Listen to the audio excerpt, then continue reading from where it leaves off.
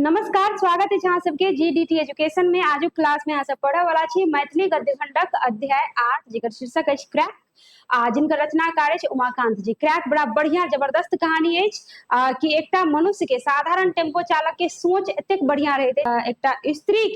एकटा स्त्री के मान मर्यादा प्रतिष्ठा के इज्जत के ओ अपन जान में खेल के बचबैत अछि आ ओ टेम्पुओ चलेनाइ छोड़ि दैत अछि, यानी प्रण लऽ लैत अछि कि हम आइ के बाद टेम्पो नहीं चलाब। तो आओ कहानी के शीर्षक बड़ा रोचक अछि, कहानियों बड़ा जबरदस्त अछि, पढ़बै तखने पता चलत कि व्यक्ति के एकटा की कर्तव्य होबाक चाहिए अपना समाज के लोक खातिर, अपन देश राज्य के लोक खातिर की दायित्व बोध होय के चाहिए। ओकर वर्णन एहि पाठ में कयल गेल अछि कि आदमी के सबसे पहले इंसानियत वाला भाव रहना जरूरी होइत अछि। चलू तो अहाँ के ई पाठ या क्रैक जिनकर रचनाकार अहाँ के उमाकांत जी। तो पहले चलू उमाकांत जी के जे छै हम सब परिचय जान ले छी, तकर बाद पुनः हम सब क्रैक चैप्टर पर जाब।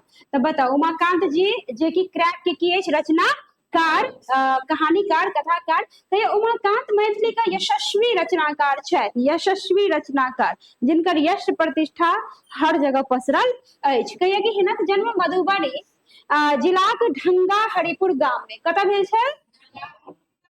पहिलुक क्वेश्चन यहाँ भ गेल, कतऽ जन्म भेल छल तऽ ढंगा हरिपुर ग्राम में 17 जनवरी 1945 में। दोसर प्रश्न अतः भ गेल, जन्म कहिया भेल छल 17 जनवरी 1945 में भेलनि। मैथिली में एमए केलाक बाद MLSM कॉलेज का प्राध्यापक भेला।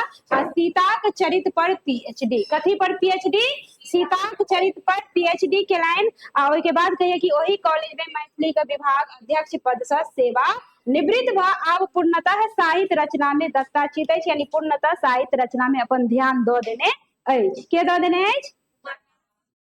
अब कहिए उमाकांत मैथिली साहित्य में हास्य व्यंग्यक मतलब हंसी वाला रचना, व्यंग करना, ककरो पर कटाक्ष करना, जना अपना सब टोन मारि दै छै ककरो पर, टोंट मारै छै ना, तो व्यंग मतलब भ गेल ककरो मजाक उड़ेना, एहन तरह से कहना है कि ओकरा नीको नहीं लगे आ खराबो नहीं लगे। तो कहिए हास्य व्यंगक रचनाकार के रूप में प्रशस्त भेला। प्रोफेसर हरिमोहन झा का स्मरण करबै त हिनक हास्य व्यंग पुस्तक बाबाक विजया, की अछि पुस्तक?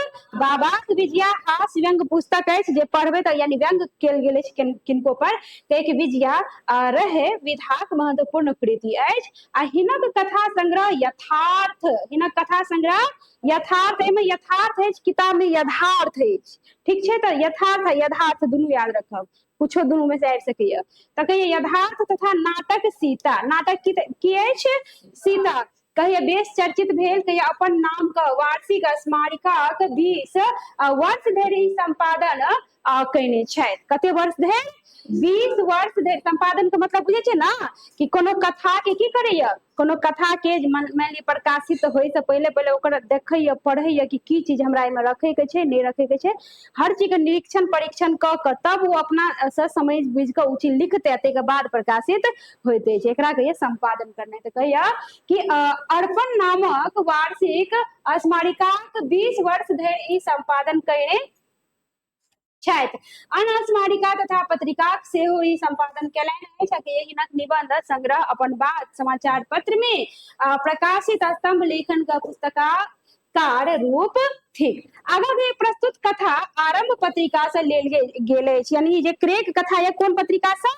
आरंभ पत्रिका से। मोस्ट इंपोर्टेंट VVI क्वेश्चन बुझियो एकरा कि क्रैक कथा कतऽ से लेल गेल अछि या कतऽ से संकलित अछि, तऽ आरंभ पत्रिका से। कहिए ई एकटा टेम्पो चालक के कथा अछि। केकर कथा अछि? टेम्पो चालक के कथा अछि। टेम्पो चालक मतलब बुझलियै, जे टेम्पू चलबैत अछि, कहिए ओकर असली नाम जे होय लोग ओकरा क्रैक कहैत अछि। असली नाम के नहीं पता ये, लेकिन लोग ओकरा की कहिए?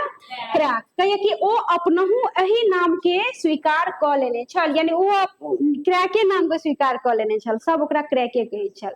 तो आचरण से सेहो क्रैक नामक सार्थक करैत अछि, यानी कि ओकर आचरणो किछु एहने छल। ओहिके बाद कहिए कि एक दिनक घटना अछि जे एकटा नवयुवक ओकर टेम्पो पर आबि बैस गेलक। एकटा नवयुवक ओकरा टेम्पो पर आबि कऽ बैस गेलक आ कनी कालक बाद एकटा महिला सेहो बैसली, ठीक। कहिए कि ओ युवा व्यक्ति अभद्र व्यवहार करऽ लागल, यानी टेम्पू में जो उ स्त्री छल तकरा साथे की करऽ लगल, अभद्र व्यवहार करऽ लागल। कहिए कि महिला असहज भऽ गेल। आब टेम्पू में जे अहाँ कतौ सफर करबै आ केओ जे कोई एहन एहन हरकत करिए तऽ मन में कते खराब लगैए ना। तऽ कहे के तात्पर्य की कि कहिए ओ असहज भऽ गेली। कहिए टेम्पो चालक ट्रैक ओही नवयुवक के मना केलकै कि तू घसैक जो, मना करैत अछि कि तू ओतऽ से घसते है ना। कते आदमी के कनी कॉमन सेंस दिमाग रहे कि ककरो माय छी ककरो बहन छी तऽ कनी हटे के बैठबे। आ कते कोई जे लफुआ टाइप के व्यक्ति रहत, लुच्चा टाइप के, तू जानो बुझ के अहाँ के जगोरत तैयो एकदम ठेलना चलि जायत, है कि नहीं है। भीड़ भाड़ में तो सब रंग के लोग दुनिया में देखे ले भेटैया। तऽ तहिना ओ स्त्री असहज भऽ गेल ओहि लफुआ लड़का के, गुंडा लड़का के कारण। आगा कहिया कि नवयुवक के मना केलकै, कहिए कि नहीं मानला पर ओकरा संग कठोर व्यवहार केलक। ओ बाते नहीं मानै छल जे भी उ लड़का छल। तऽ कहिए कि कठोर व्यवहार केलक तऽ क्रैक ओकरा साथे, देखियो सब ओकरा क्रैक कहै छल, मुदा देख लियौ उ केहन कठोर व्यवहार ओकरा साथे कऽ के ओहि गुंडा के ओतऽ से भगा देलक। आ जे कोना भगेलक से तऽ अहाँ आगाँ पढ़बै। कहिए अपन जान पर खेल कऽ ओहि युवा छौड़ा के अंततः टेम्पो से उतारिये कऽ छोड़लक। यानी उ जे युवा छल ओकरा अंततः टेम्पो से उतारिये कऽ छोड़लक। के उतारि के छोड़लक? क्रैक। कहिए कि नैतिकता आ कर्तव्य बोध, हम कहलहुँ ना कि पाठ नैतिकता आ कर्तव्य बोध करबैत अछि कि नैतिकता आ कर्तव्य बोध मनुष्य के विशेषता थिक। कि मनुष्य अहाँ कतनो पढ़ि लिख लिया, किताबी कीड़ा बनि जाओ, कतनो ज्ञानी बनि जाओ, मुदा सबसे पहला जरूरी है कि अहाँ में नैतिकता होबाक चाहिए, अहाँ में कर्तव्य बोध है के चाहिए कि हमर की कर्तव्य है। खाली घरे में अपने माँ बहिन के बचेला से नहीं है, घर से बाहर निकलिए तो दोसरो के माँ बहिन के साथ कोई अभद्र व्यवहार कर रहल छै तऽ अहाँ के कर्तव्य होइए कि क्या कि अहाँ एहि देश के, राज्य के, समाज के की छी, व्यक्ति छी, रहे वाला अहाँ के वासी छी। तऽ जे जगह पर रहै छी या कतौ दोसरो देश जाइ छी, दोसरो राज्य जाइ छी, कतौ दोसरो जगह जाइ छी, आ बुझाइए कि ककरो साथे कोई गलत व्यवहार कर रहल छै तऽ ओतऽ ओकरा बचेबाक चाही। लोग की करिए कि था मतलब टाक लोग की करे, कोनो हमरे बहिन छियै, हमरे माँ छियै, मतलब कते गोटे के एहन सोचे हम की जाब लफड़ा में पड़े ला। आ कते गोटा एहन हैया कि कहिए ककरो तऽ माँ हेतै, ककरो तऽ बहिन हेतै, उ जाके अपना जानो पे खेल के ओकरा की करैया, बचबैया। तऽ ताहि दुआरे कहिए कि नैतिकता आ कर्तव्य बोध मनुष्य के विशेषता थिक। ककरो व्यवसाय से ओकर व्यक्ति के नापल नहीं जा सकैया कि ओकर छोट काम छै तऽ ओकरा कोनो पावरे नहीं है।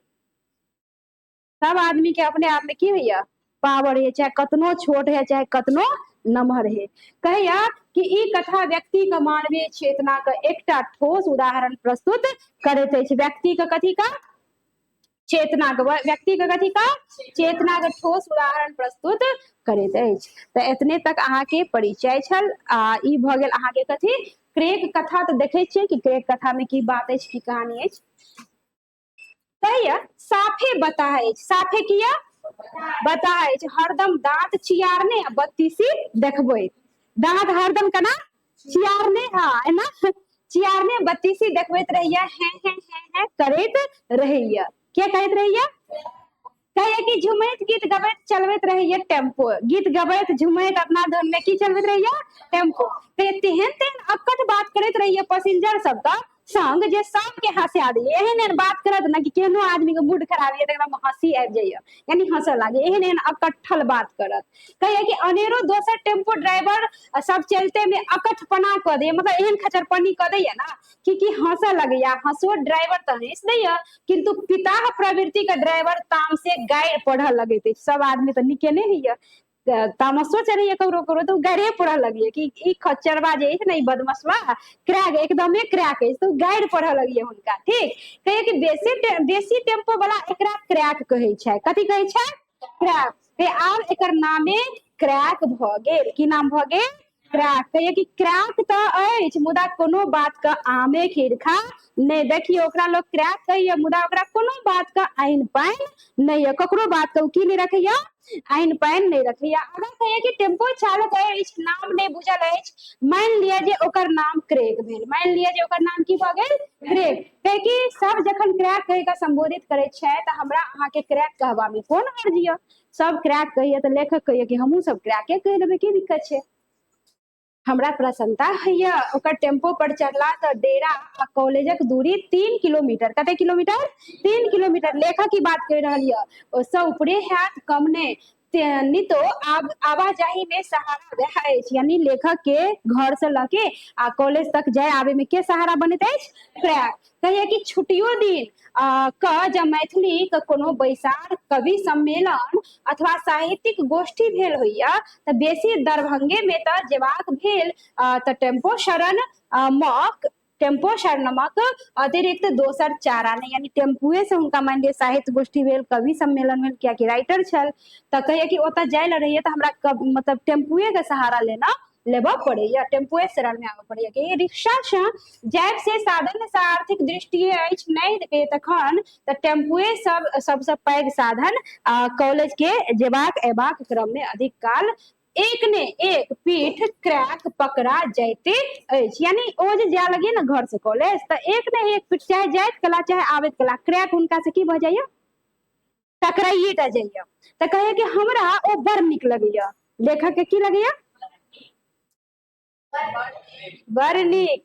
ते बड़ नीक लगैया, नीक लगबाक कारण अछि जे ओ निर्विकार निश्चल अछि, यानी हृदय से बड़ा साफ, कोनो प्रकार के छल कपट प्रपंच नहीं, साफ हृदय के अछि। कहे कि आम पैसेंजर संग ओकर व्यवहार देख लगैया जेना ओकरा हृदय में कतो खाँच खोच, यानी कोनो खोच खाँच नहीं या तक खोच खाँच है के चाहिए कि नहीं छे, हमरा सब जका बतही 72 हाथक अतरी नहीं छे। कहे कि छय में छय की त हरदम 32 बेपर्द रह दे छै, यानी 72 हाथ का अतरी का मतलब भ गेल फकरा या बूढ़ सुरकत की तोरा जका हमरा 72 हाथ का अतरी थोड़े छै, मतलब तोरा जका हम छल कपट नहीं जाने छे, हमर हृदय एकदम की है साफ या पवित्र या। तो यानी कि आइ काल्हि के बच्चो सब बेसी बुझे, बूढ़ सूढ़ जवान तो छोड़ दियो, बच्चो और तते छल कपट प्रपंच जाने या कि अपन फायदा लेल कोना दोसर के हम नुकसान पहुंचेबे से बढ़िया जका आइ काल्हि के धियो पुतो जाने। तो ओकर दोष नहीं है, ओकर उम्र के दोष नहीं है, जेहे चीज घर में देखत सएह चीज बच्चा की करैया सीखैया। घर में तै दुआरे के माता पिता दादा दादी चाचा चाची जे भी है घर में हमेशा अच्छा माहौल अच्छा शब्द का प्रयोग करे के चाहिए, बच्चा जहाँ देखत सएह सीखत। तो कहिए कि अपना और जगह 72 हाथ का अतरी नहीं छे, ओकरा एकदम शुद्ध आदमी है, एकदम बढ़िया आदमी है कि दुनू ठोर दुनू काट कोसी नहर बांध जका, कथी जका?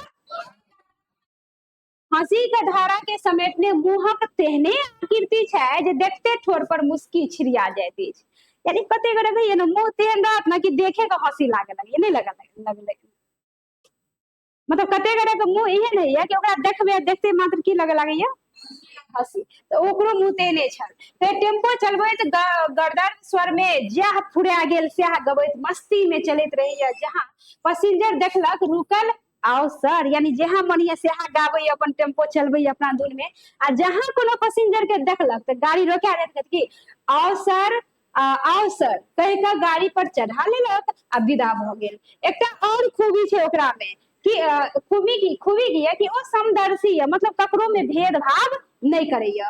कहे कि मौगी पुरुष में, मैथिली है तो अन्यथा नहीं ले, मौगी पुरुष में यानी स्त्री पुरुष में कहे भेद नहीं करैया, सबके सरे कहिए, चाहे पुरुष हो चाहे स्त्री है, सबके की कहिया सरे कहिया। कहे कि पढ़ल लिखल मूर्ख देहाती शहरी नेता प्रणेता नेना से लग बूढ़, यानी छोटका बच्चा से लग बूढ़ सबके की कहिया सरे कहिया। आओ सर कतऽ जेबै? बेसी काल ओ एक छहा मैथिलीए बजैया, बेसी काल कथी बजैया? एक छहा मैथिलीए बजैया। कहिया आ गीतो बेसी मैथिलीए गबैतिया, कोन गीत गबैया बेसी? आगा कहिया हमरा तो ओ बेसी नीक लगैया, हमरा तो और बेसी नीक लगैया। कहिया ओकरा में एकटा और विशेषता छै जे सवारी का मोटा चोटा बोरिया ब्रीफकेस आ कोनो भारी सामान अपने से उठा कर रखैया टेम्पो पर आ उतरैत काल में उतारियो दे। देखियो एक तो गाड़ी पर बैठबैया जते सामान रहे वो अपना माथा पे ल के ढोई के चढ़ाइयो दैया उतारियो दैया, केहन मतलब साफ हृदय का व्यक्ति छल। कहता बेसी ककरो से एकोटा पाई नहीं लिया, पैसो नहीं लिया, सेवा के मूल्य ला सके छल से नहीं लिया, उ चाह तो पैसा ला सके ना, सामान जो उतारे या चढ़ाबे तो मुदा उ पैसा नहीं लिया। आगा कहिया कि क्रैक ठीके क्रैक अछि, अरदर गबैत खूब रेस में टेम्पो चलबैत रहिया। कहिए कि अगल बगल में जाए बुढ़ा होइत कि बुढ़ी, यानी बूढ़ व्यक्ति हो कि बुढ़ी व्यक्ति हो, कहिए कि एकाएक रोक के बाबा प्रणाम, यानी जहां नजर अले कोई कि एकाएक रोक दादा बाबा प्रणाम कहे कि बाबा प्रणाम दाई प्रणाम तेहन पोज में कहे के चल दे यानी एहन पोज में कि ककरो हंसल बिना रहल नहीं जाइए कि बाबा प्रणाम दादी दाई प्रणाम कह के चल दैये जे बिना हंसने नहीं रहल जाइए कि सब हंस देते सबकी कर देते हंस देते जकरा कहलक से पीते माहौर ककरो गुस्सो चढ़ जाइए सब रंग के लोग है दुनिया में कहे कि पीते माहौर गैर पढ़े लगे ओकरा जना मजा आबैत अछि यानी गैरो पढ़िए तो ओकरा बड़ मजा आबे कि तू गैर दे हमरा तो जे करे के छै से हम करबेटा करबे के एहन सोच लगे चलैया कि कोनो टेम्पो चालक पैसेंजर के भड़का देती है कोनो टेम्पो चालक के जलन है कि अरे बाप रे बाप सारा लोग तो ओकरे में जाइए तो भड़का दैया टेम्पो चालक के अथी पैसेंजर के ई कहेगा कि ओ टेम्पो पर नहीं चढ़ू क्रैक छे कतो एक्सीडेंट करा देत यानी कि ओकर दिमाग घसक तसक गेल छै ओकरा पर नहीं बैठू अहाँ सब क्रैक छे कतो की करा देत अहाँ के एक्सीडेंट करा देते मतलब ओकरा से जलन के कारण ओकरा पैसेंजर के की करे लगे कते टेम्पो वाला भड़कावे लगे सब दिन एक्सीडेंट करते अछि नाहक में माथ कपार फूट जात मुदा ओ अछि जे कोनो परवाह नहीं करिए क्रैक के सब बात पता रहिए मुदा तहियो कोनो फर्क नहीं पड़ैया ककरो से कुन्ना नहीं रखैया अपन काज पर डटल रहिए ओहिना हंसैया कखनो मोन छोट नहीं करिए सब पता है कि टेम्पो चालक सब हमरा प्रति एना एना कर रहल है मुदा तहियो ओकरा कोनो फर्क नहीं पड़े हम कहलहुँ ना सोच बढ़िया रखबे ना तो कतनो खराब जरा लोग अहाँ के जिंदगी में आबि जात सोच अच्छा रह तो खराबो चीज नीके लगे सोच अच्छा सोचबे हमेशा सकारात्मक सोचबे नकारात्मकता हट जात अपने आप तब खुश रहना है दुख रहना है अपना हाथ में है ना कहिए ओहि दिन हम पान खा कर कॉलेज से डेरा विदा होबा पर रही सड़कक कात में एकटा टेम्पो के ठार देखलिए नजर दौड़ेलहुँ तो देखे छी जे एकटा डिब्बा में से टेम्पो में तेल ढारि रहल ये एगो डिब्बा में तेल छल त ओकरा टेम्पो में ढारि रहल अछि कहे तेल ढारल भ गेले त हम एकटा मित्र संग गप समापन करबा मरी एकटा मित्र संग की कर रहल छल गपशप कर रहल छल कहे कि डिब्बा गाड़ी में राखि हमरा ओ कहे सर यौ सर जेबै लहरिया सर के ई बात कहिए करा कि सर यो सर जेबै लहरिया सर कहे कि चेला हाजिर अछि यानी चेला हाजिर अछि कहिए हम सकारात्मक उत्तर दब बैसबाक लेल जहाँ जाय छी कि ओ क्रैक हमरा संगी के कहिए है सर के फंसा लेलिए हमर मित्र के बतहाक गप सुन के हंसी लाग गेलैक कहिया कि पानो वाला हंसऽ लागल हम हंसैत टेम्पो पर बैस गेलहुँ क्रैक गाड़ी स्टार्ट कर चल पड़ल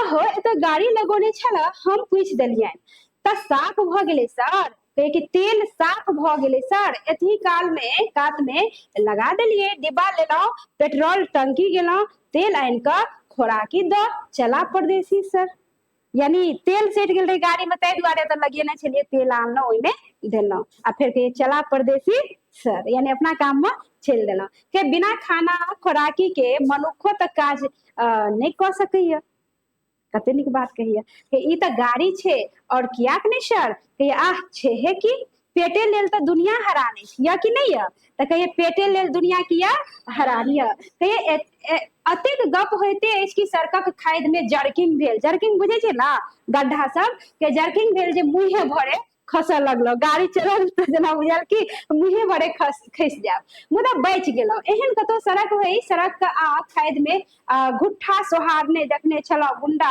आदंगिक संगति भेलै आदमी संग जकाँ लूटि लेलकै बिहार के हमरा बजा गेल यानी नेता आर के गैर पड़ि रहलै कि लूटि लेलकै बिहार के यानी जकरा हाथ में शासन छल सत्ता छल से बिहार के की कऽ देलनि लूटि लेलनि कि सर सरकारों को कतेक दोख देबै अब क्रैक कहिए कि सर सरकारों को जब कहलक ना कि लूट लेलक बिहार के तो कहिए सरकारों का अहाँ कतेक दोख देबै लाख करोड़क महल बनौने छथि यानी लाख करोड़ के लोग घर बनौने छथि कहिए पानि सड़के पे बहात हमरा सबक दिमाग ठीक के करते यानी लाख करोड़ में महल अटारी बना ले छियै नल्ला पानि बहबे के इंतजाम करे के चाहिए ना कि पानि के नल्ला बना के सीधे कतऽ करबै जब पानि बहि रहल छै ओहिमे जाकर जोड़ि देबै से लोग नहीं करिए रोडे पर पानि बनबैया कहिए कि तावत में टेम्पो स्टेशन लगायल गेला एकटा लफुआ गुंडा छौड़ा छड़ैप कऽ चलते में चढ़ि गेल यानी स्टेशन याल स्टेशन लग एगो लफुआ गुंडा छौड़ा एकदम छड़ैप कऽ टेम्पो में चढ़ि गेल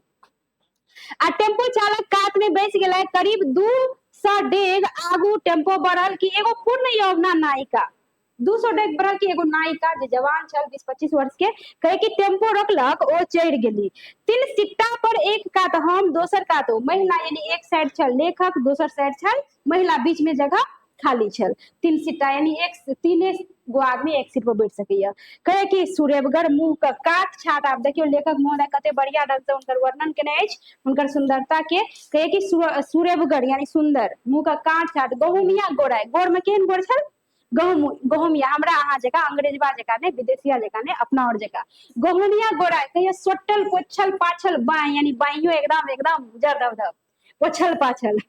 कहिया कि हार काट चमचमाइत चकाचक चेहरा, केहन चेहरा, केहन चेहरा, चकाचक चेहरा। 20-25 वर्षीय नायिका, कते वर्ष के नायिका छल, सिंदूर का आभा सौंदर्य का महिमा गरिमा के शिखर पर पहुंचबैत बुझाइत छल जरा कृष्ण का राधा छितितल लावणी साड़ी ये त नहीं छल होती। कनी जेना बुझाइ छल सिंदूर के, सिंदूर जे लगेना छल एहन नीक से सजल सबल से जेना लगे छल कनी राधा माता त नहीं उतर के धरती पे आबि गेली, यानी एते सुंदर ओ स्त्री देखे में लगे छल। कि एक लफुआ गुंडा छोरा जे क्रैक के बगल में बैठल छल, क्रैक के बगल में बैठल छल, कहे कि नीचा उतर आ ओहि महिला से सटि के बैठ गेल।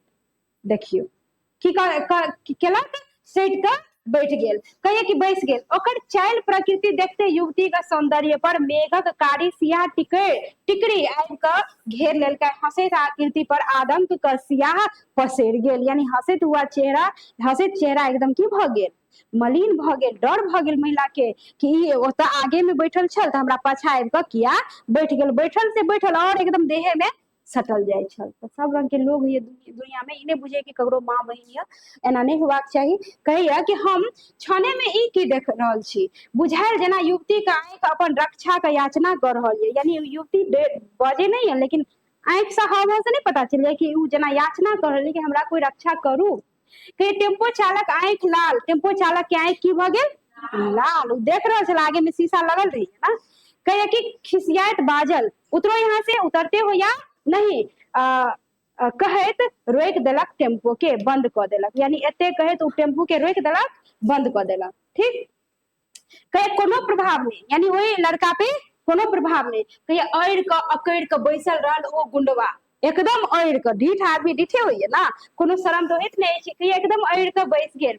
कहे कि महिला के ठोर पर फिरकी पड़े, यानी महिला के एकदम हालत खराब कि पता नहीं कौन आदमी आबि के बगल में बैस गेल। कहे सहमल छली, सहेट के ससरली हमरा दिस, यानी ओ ससर गेलक लेखक महोदय दिस।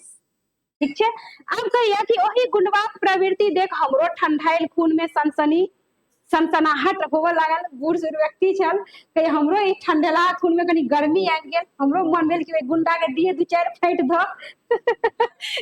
कहिया कि नारी के रक्षार्थ ओकर, नारी के रक्षार्थ ओकर आबरू के सुरक्षा निमित्त जानो पर आफत झेला पड़े त तय में कोनो हर्ज नहीं। ई बात के कह रहल या लेखक के, इहे त पुण्य के काज हेते से सोच तद्वते अपना के तैयार कर रहल छल मने मन, मतलब कुछ करत नहीं छल, मने मन तैयार कर रहल छल कि हम एकरा से एकरा कुछ कहबे।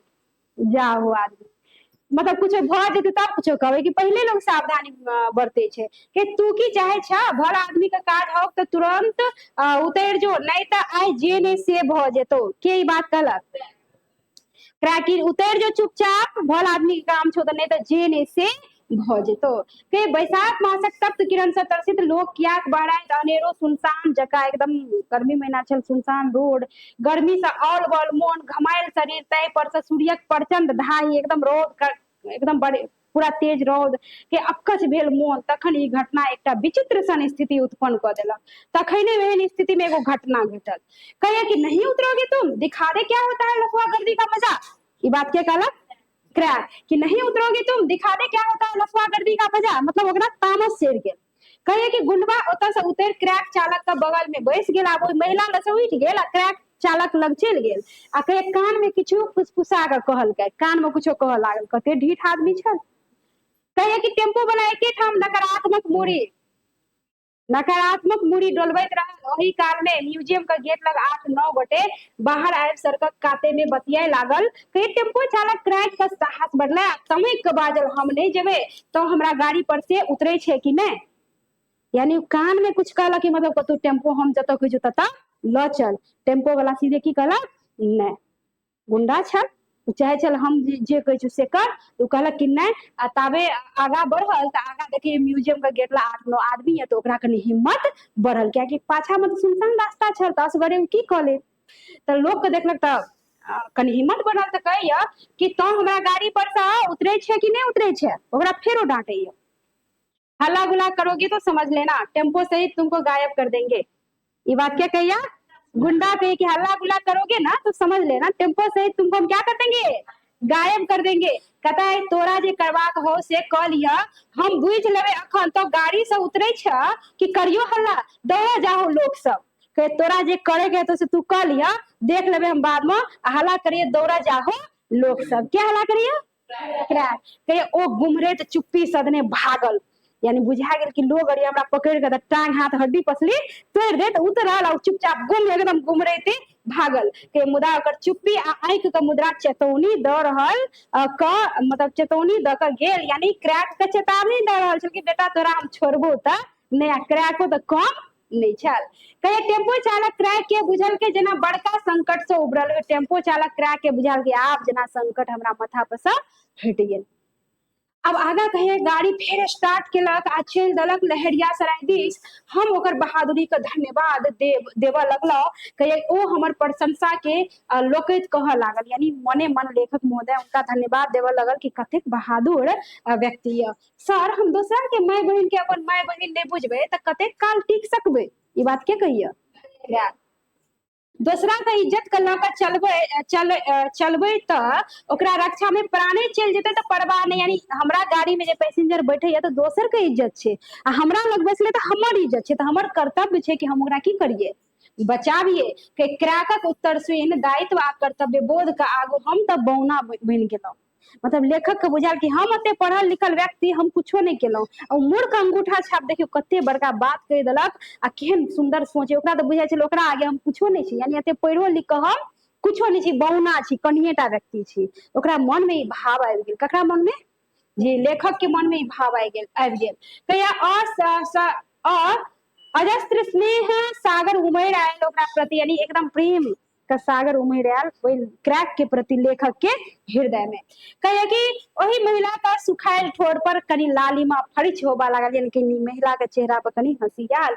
ओहो बजली तो किछु नहीं, मुदा आभार से दबल लग रहल छली। बजल तो नहीं कुछ, मुदा आभार देलक, मतलब धन्यवाद देलक टेम्पू चालक के। चेहरे से पता चले छल कि टेम्पो बेता चौक आयल। कौन चौक आयल, बेता चौक आयल। कहिए महिला उतरली, पाई देलखिन, पैसा देलखिन। क्रैक किन्नहु पाई लेबाक लेल तैयार नहीं, पाई दिए लगल तो क्रैक पाई लेबा से एकदम इनकार कर देलक कि हमरा पैसा नहीं चाहिए। कहिए बहुत हमर आग्रह आ महिला के डबडबायल आंख पर, यानी महिला के आंख में आंसू आबि गेल, लोर आबि गेल कि पैसा नहीं ल रहल या, तो कहिए विवश भ के किराया लेलक, यानी तब क्रैक किराया ल लेलक। कहिए टेम्पो से उतर जाए लागल, किंतु पलट पलट के ताकथी। स्त्री तो उतर गेल, मुदा पलट पलट के पाछा माहे ताकै छल, यानी आभार व्यक्त कर रहल छल। कहिया कि हमू 10 डेग आगू आबि उतरलहुँ। क्रैक भाव विगलित होइत बाजल, यानी इमोशनल भ गेल, भाव विभोर भ बाजल कि आब नहीं चलेबै टेम्पो सर। कही सर आब टेम्पो हम नहीं चलाब। कहिया कि माथा गड़बड़ा गेलै सर, जाबत शांति नहीं भेटतै, कहिया कि भेटतै तो हंसब बाजब कि दू कुर खाओ नहीं हेतै सर, यानी कि जाबत दिमाग नहीं से हैत तब हंसब बाजब तो बड़ी दूर की बात है, हमरा तो दू कर खाइलो पार नहीं लगत। यानी माथा ओकर एकदम की भ गेल, गड़बड़ा गेल। सर एते दिन क्रैक छलौ ने, यानी एते दिन तक क्रैक नहीं छलौ, लोग सब हमरा क्रैक कहे छल। कही एते दिन क्रैक नहीं छलौ, मुदा आब कही हम क्रैक ने भ जाए, यानी एते दिन तो नहीं छलौ, मुदा आब जे एहन एहन लोग के देखे छी तो कही हम सच्चो में क्रैक ने भ जाओ। तो एते तक अहाँ के कहानी छल। केहन कहानी छल, कनी जोर से बाजू, केहन छल, नीक छल। की सिखलौ कि दोसर के माँ बहन का अपन इज्जत बुझबाक चाहिए। मनुष्य के लिए सबसे जरूरी, मनुष्य के खातिर सबसे जरूरी की है, ज्ञान के साथ साथ नैतिकता कर्तव्य बोध होबाक चाही। तो हमरा विश्वास है अहूँ सबके ई कथा बहुते नीक लगल हैत। मिलै छै अगला चैप्टर लऽ कऽ, चैप्टर तऽ नहीं लऽ कऽ, एकरे एही से रिलेटेड ऑब्जेक्टिव टाइप क्वेश्चन लऽ कऽ हम आयब बहुत जल्द। तऽ जय जय हम इएह कहब कि जे नव बच्चा हमर चैनल यूट्यूब चैनल जीडीटी एजुकेशन से पहिल बेर जुड़ल छी, देख रहल छी, तऽ चैनल के सब्सक्राइब कऽ लेब, कियाकि आगाँ हम बढ़िया बढ़िया वीडियो लऽ कऽ आबि रहल छी। सब्सक्राइब कऽ लेने रहब तऽ अहाँके बढ़िया रहत, जते वीडियो अपलोड हैत ओकर नोटिफिकेशन आगे सबसे पहले मिलैत रहत, अहाँ घर बैसल आराम से तैयारी कर सकब। मिलै छै अगला वीडियो में, अगला क्लास में, अगला चैप्टर लऽ कऽ। धन्यवाद।